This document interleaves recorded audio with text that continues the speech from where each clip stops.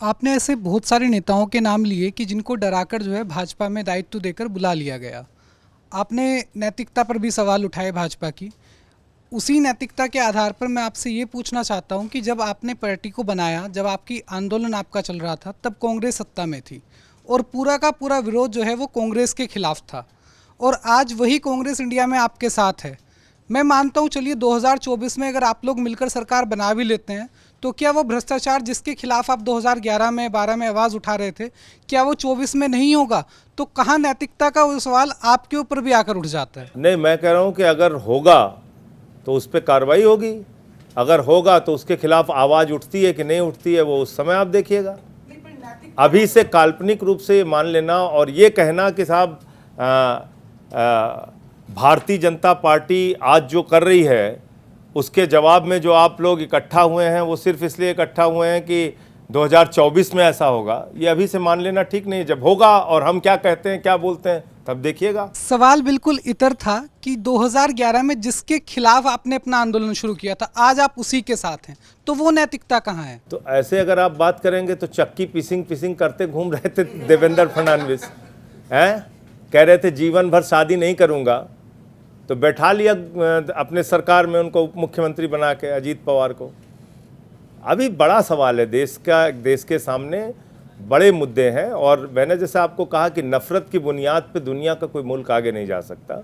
आज जो नफ़रत का बीज बोया जा रहा है बहुत ही ख़तरनाक है। छोटे छोटे बच्चों के दिमाग में ऐसी ऐसी बातें भरी जा रही हैं। अध्यापक जो पढ़ा रहे हैं, जो टीचर्स हमारी हैं, वो ऐसी बातें स्कूल में भी मुजफ्फरनगर का मामला सामने आया। किस ओर हम हिंदुस्तान को लेके जाना चाहते हैं? मतलब एक ऐसी पार्टी आज के समय में है, मैं थोड़ा और खुल के बोलूं, पहले हिंदू को मुसलमान से झगड़ा कराओ, फिर हिंदू को सिख से झगड़ा कराओ, फिर हिंदू को ईसाई से झगड़ा कराओ, फिर हिंदू हिंदू में झगड़ा कराओ, जाट गैर जाट में झगड़ा कराओ, मराठा गैर मराठा में झगड़ा कराओ, फिर किसान और पुलिस के जवान में झगड़ा कराओ, पहलवान और पुलिस के जवान में झगड़ा। तो ये भारतीय झगड़ा पार्टी है। पूरे देश में इनको झगड़ा करा के अपनी राजनीति करना है। ऐसे तो देश आगे नहीं बढ़ेगा।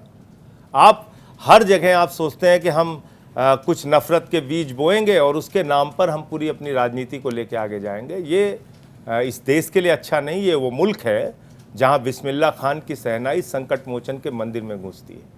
ये वो मुल्क है जहाँ मलिक मोहम्मद जायसी पद्मावत लिखते हैं। ये वो मुल्क है जहाँ रसखान को पढ़ के हम भगवान कृष्ण के बारे में जानते हैं। ये वो मुल्क है जहाँ मोहम्मद रफ़ी गाना गाते हैं, दुख के सुख के सब साथी दुख में ना कोई, मेरे राम तेरा नाम एक सांचा दूजा ना कोई। ये ऐसा हिंदुस्तान है।